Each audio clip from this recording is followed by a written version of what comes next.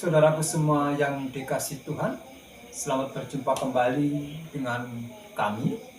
Pada hari ini kami akan membawakan sebuah renungan kebenaran dari firman Tuhan, yaitu yang kami beri judul atau tema renungannya yaitu bertobatlah.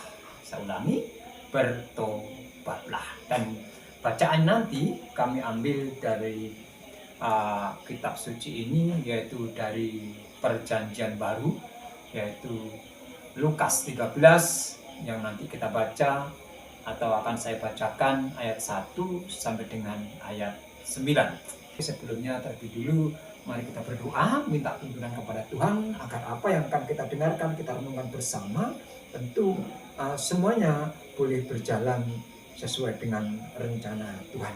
Baiklah, mari kita tunduk kepala dan kita berdoa. Allah Bapa kami yang ada di dalam kerajaan surga, yang hanya kami kenal di dalam nama Tuhan kami Yesus Kristus. Pada kesempatan ini kami sujud kembali kepadamu.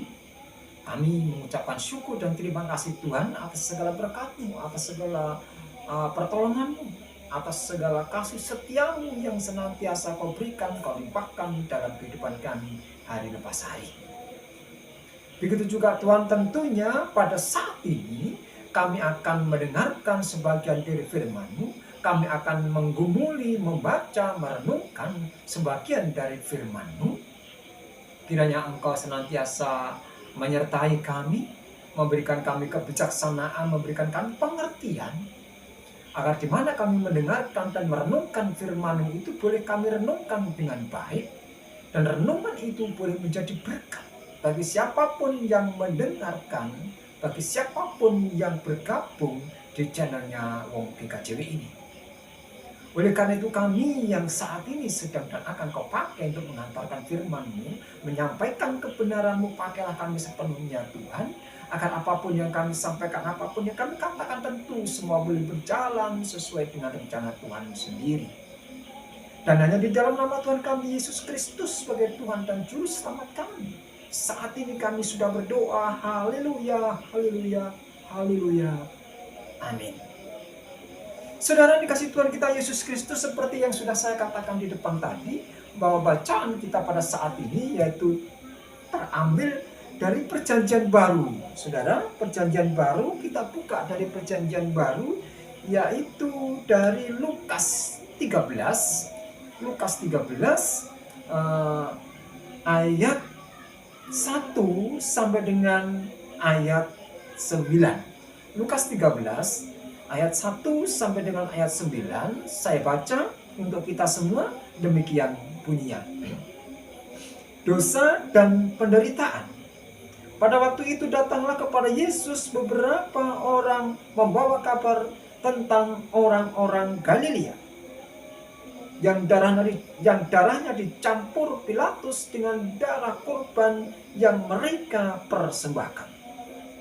Yesus berkata kepada mereka, "Sangkamu orang-orang Galilea ini lebih besar dosanya daripada dosa semua orang Galilea yang lain, karena mereka mengalami penderitaan itu?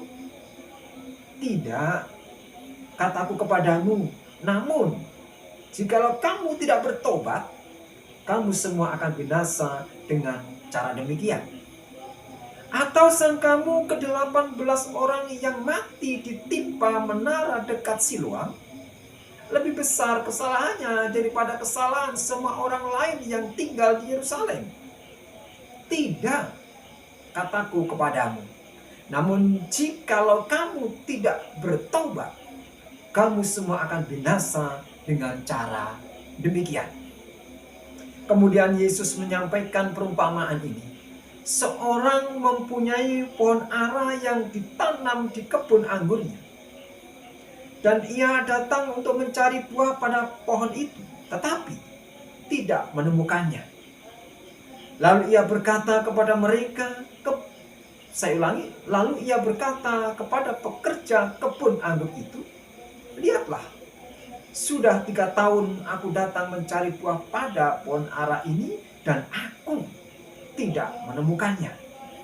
Tebanglah pohon ini. Untuk apa ia hidup di tanah ini dengan sia-sia? Jawab orang itu, Tuan, biarkanlah dia tumbuh tahun ini lagi. Aku akan mencangkul tanah sekelilingnya dan memberi pupuk kepadanya. Mungkin tahun depan ia berbuah. Jika tidak, tebanglah dia. Berbahagialah saudaraku semua yang dikasihi Tuhan, yang telah mendengarkan firman Tuhan, bahkan memberlakukannya di dalam kehidupan kita hari lepas hari. Saudaraku yang dikasihi Tuhan kita Yesus Kristus, sekali lagi bahasan atau renungan kita pada saat ini kami beri judul, yaitu bertobatlah.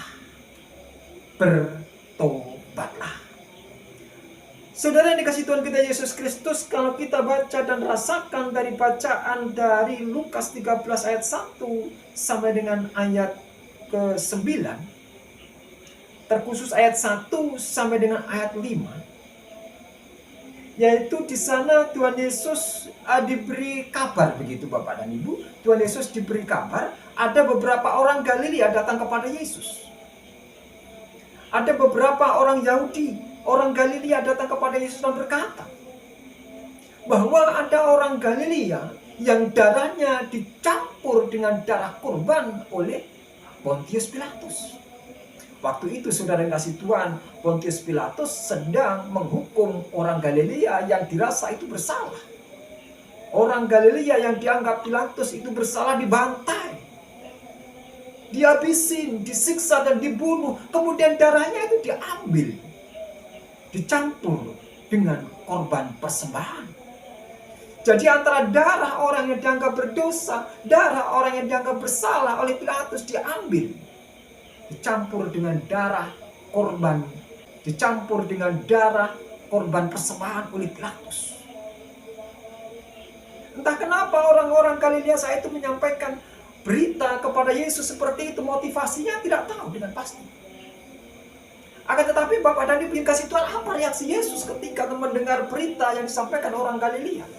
Yesus justru berkata, apakah dosa orang yang disiksa, apakah dosa orang yang darahnya dicampur dengan persembahan, dicampur dengan korban persembahan itu lebih besar daripada dosa orang-orang Galilea semuanya? Saudara yang kasih Tuhan kita Yesus Kristus, bahkan Tuhan Yesus menyampaikan juga di ayat yang berikutnya begitu. Tuhan Yesus juga menyampaikan, apakah sangkamu ke-18 orang-orang yang mati tertimpa menara di dekat Siloam itu dosa lebih besar daripada dosa orang-orang Galilea, orang-orang yang ada di Yerusalem?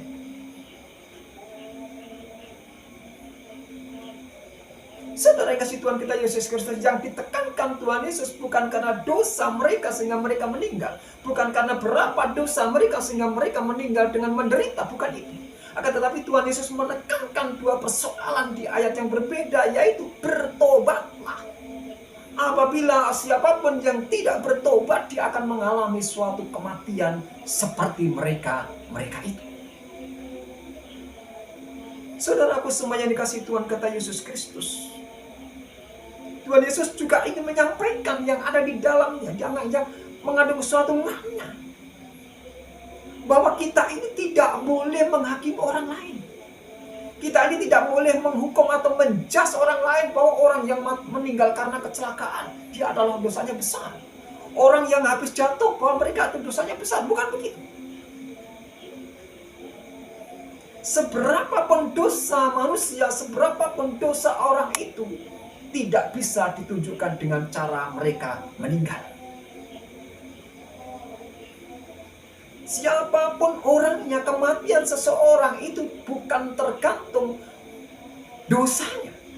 Kematian seseorang atau cara meninggalnya orang itu tidak diukur dari besar dan kecil dosanya. Dosa manusia itu baru ngefek ketika manusia itu meninggal, baru dipertanggungjawabkan. Jadi cara manusia itu meninggal tidak bisa diukur dari betapa besar dan kecilnya dosa manusia itu. Kalau kita mengukur berapa besar atau kecil dosa manusia itu setelah mengalami sebuah kematian, baru di sana diperhitungkan oleh Tuhan. Oleh karena itu, saudaraku yang dikasihi Tuhan kita Yesus Kristus, yang penting di sini adalah pertobatan. Siapapun yang tidak menjalankan sebuah pertobatan yang benar dan tulus, yang timbul dari hati, dia akan mengalami sebuah kematian juga, yang justru juga akan mengerikan. Kalau tidak bertobat dengan baik, tidak bertobat dengan tulus. Kunci dari bacaan kita ini ditekankan bagaimana baiknya manusia yang sudah jatuh dalam dosa itu bertobat. Bagaimana baiknya manusia yang sudah jatuh dalam dosa itu bertobat dengan baik dan benar, agar bisa masuk dalam kerajaan Allah. Itu yang penting, itu yang ditekankan Yesus. Saudara kasih Tuhan, kadang-kadang kita ini mengalami pertobatan semacam hanya kalau bahasa Jawanya, kasar Jawanya itu kapok lombok. Dalam artian sekarang bertobat, besok berbuat dosa lagi. Sekarang bertobat, besok berbuat dosa lagi. Begitu. Dan Tuhan tidak menghendaki pertobatan yang semacam itu. Tuhan menghendaki pertobatan yang tulus dan ikhlas. Oleh karena itu, saudara kasih Tuhan kita Yesus Kristus, bertobat. Bertobat yang artinya berbalik 100 derajat. Berpaling dari dosa menuju kepada kebaikan, itu adalah bertobat. Bertobat itu mampu meninggalkan kejahatan menuju kebaikan, itu adalah bertobat. Bertobat itu tidak mengungkit kesalahan orang lain, bahkan tidak menghakimi orang lain, akan tetapi mengajak bersama-sama hidup seperti yang dikehendaki Allah. Itu adalah bertobat. Dan bertobat yang benar, bertobat yang tulus dari nurani hati yang paling dalam, itu akan membuahkan sebuah buah dari sebuah pertobatan. Saudara yang kasih Tuhan kita Yesus Kristus, sebetulnya mudah kita melihat bagaimana orang itu benar-benar bertobat atau hanya sekedar bertobat-tobatan. Orang kalau memang benar-benar bertobat, dia akan membuahkan hasil yang luar biasa. Orang yang benar-benar bertobat, orang yang sudah tidak mau dan mempunyai komitmen, akan melakukan segala perbuatan sesuai yang dikehendaki oleh Tuhan. Itu adalah orang yang bertobat. Dan buah dari pertobatan itu dengan jelas bisa dirasakan, dilihat di dalam setiap langkah kehidupan sehari-hari. Ambil contoh aja. Orang yang mengaku sudah bertobat, akan tetapi perilaku hidupnya tidak mencerminkan sebuah pertobatan. Orang yang mengaku sudah bertobat, akan tetapi tetap saja melakukan perbuatan-perbuatan yang melawan kehendak Tuhan, itu berarti mereka belum bertobat. Orang yang katanya sudah bertobat dan benar-benar ingin menjadi pelayan, bertobat benar-benar ingin melayani Tuhan, akan tetapi di belakangnya masih ingin menjatuhkan sesamanya, itu belum bertobat. Orang yang sudah benar-benar bertobat dan membuahkan hasil yang luar biasa, hidupnya akan dipenuhi kasih, Bapak dan Ibu. Orang yang benar-benar bertobat, hidupnya akan dipenuhi kasih sayang. Hidupnya akan senantiasa membuahkan kasih itu dengan baik. Tidak mudah menghakimi orang lain, tidak mudah menyakiti orang lain. Itu yang benar-benar bertobat. Bisa memandang suatu persoalan dengan baik. Bisa menganalisa sebuah persoalan dengan baik, mendudukkan persoalan pada tempatnya dengan baik. Itu adalah orang yang bertobat. Orang yang bertobat juga tidak mudah marah. Ada Bapak dan Ibu, orang yang sudah bertobat, akan tetapi mudah marah, mudah menyalahkan orang lain, mudah menghakimi orang lain. Ambil contoh saja, apabila ada temannya, dia mengatakan, oh orang itu kecelakaan. Ya maklum aja dia kecelakaan karena dia tidak pernah ke gereja. Ya maklum aja dia itu mengalami sebuah kesusahan yang luar biasa karena dia suka membicarakan kejelekan orang lain. Kalau hal seperti ini yang kita lakukan, berarti kita ini juga belum bertobat. Orang yang bertobat itu orang yang suka mengasihi orang lain. Orang yang bertobat, orang yang senantiasa berbicara, menimbulkan dan membuahkan suatu kedamaian. Jangan berkata bertobat kalau setiap apa yang kita katakan menimbulkan gaduh. Jangan bilang bertobat kalau setiap tingkah laku kita justru mencerminkan perbuatan-perbuatan yang kurang berkenan di depan Yesus. Saudaraku yang dikasihi Tuhan kita Yesus Kristus, salah satu syarat pengikut Yesus yang setia yaitu satu kata, bertobat. Kita semua tidak akan pernah bisa menjadi seorang pengikut Kristus yang setia. Kita semua tidak akan pernah bisa dikatakan pengikut Kristus yang militan ketika kita tidak melakukan sebuah pertobatan.